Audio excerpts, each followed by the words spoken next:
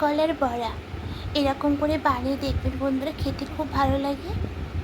আর বাচ্চাদের টিফিন এরকম বানিয়ে দেবেন, দেখবেন বাচ্চারা খুব মজা করে খেয়ে নেবে। তা এটি বানানোর জন্য প্রথমে আমি এখানে দুটো কাঁঠালি কলা পাকা নিয়েছি, আর এটা খোসা ছাড়িয়ে নিয়ে এবার এটাকে পিস পিস করে কেটে নেব।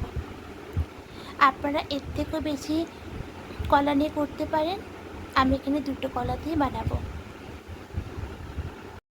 কলার পিসগুলোকে সব কেটে নিয়েছি, আর এখানে আছে আটা আর 1 কাপ সুজি দেব।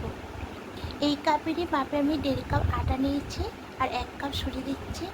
যেহেতু এটা আমি হেলদি বানাবো তার জন্য ময়দাটাকে অ্যাভয়েড করেছি, এটা আপনারা ময়দা দিয়েও করতে পারেন। এবার সামান্য একটু দেব লবণ আর সামান্য দেব মৌরি। শুকনো উপকরণগুলো খুব ভালো করে মিশিয়ে নেব। এবার অল্প অল্প জল দিয়ে একটা ঘন ব্যাটার করে নেব। ব্যাটারটা তৈরি করা হয়ে গেছে, ঠিক এরকম ঘন হবে। খুব পাতলা করলেও হবে না, খুব ঘন করলেও হবে না, ঠিক এরকম রাখতে হবে, মোটামুটি একটু ঘন করতে হবে। এবার এখান থেকে একটা করে কলা নেব, এরকম কাঁটা চামচে করে এরকম করে কেটে দিতে হবে, দিয়ে ব্যাটারের মধ্যে দেব। এরকম ঘুরিয়ে ঘুরিয়ে পুরো ব্যাটারটা লাগিয়ে নেব।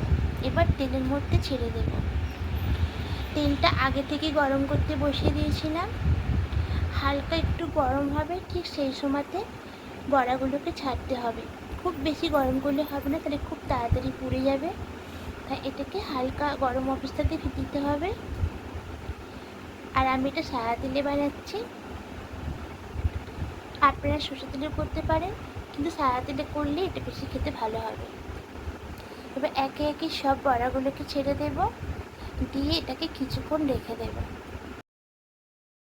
বড়াগুলোর ওপাশটা হয়ে গেছে, এবার একটা বড়া নেব, এরকম করে উল্টে দেব।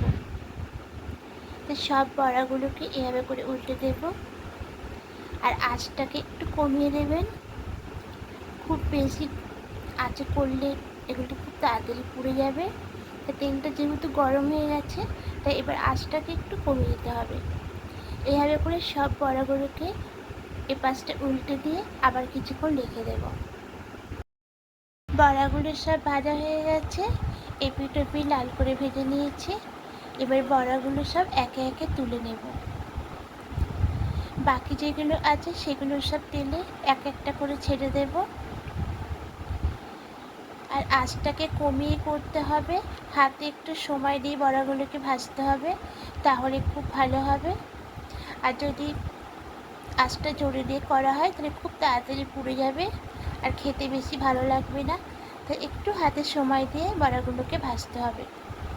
তো এরকম করে এগুলোকেও আবার কিছুক্ষণ রেখে দেব, তারপর উল্টে পাল্টে দু পিঠ লাল করে ভেজে তুলে নেব। বড়াগুলো সব ভাজা হয়ে গেছে, এপিঠ ওপিঠ দু পিঠ লাল করে ভেজে নিয়েছি। এবার গ্যাসের আঁচটা বন্ধ করে দিয়ে বড়াগুলোকে সব তুলে নেব।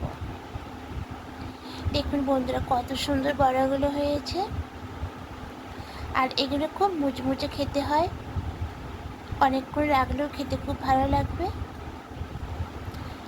আমি একটা টিফিনের জন্য দিয়ে দেব। তা বড়াগুলোকে সব দিয়ে দিলাম, দিয়ে উপর দিয়ে একটু সস দিয়ে দেব। আর এখানে একটা পেয়ারাও কেটে রেখেছিলাম, এটাও দিয়ে দিলাম। তা বন্ধুরা অবশ্যই একবার এরকম করে কলার বড়া বানিয়ে দেখবেন, খেতে খুবই ভালো লাগে। আশা করি আপনাদেরও খেতে ভালো লাগবে।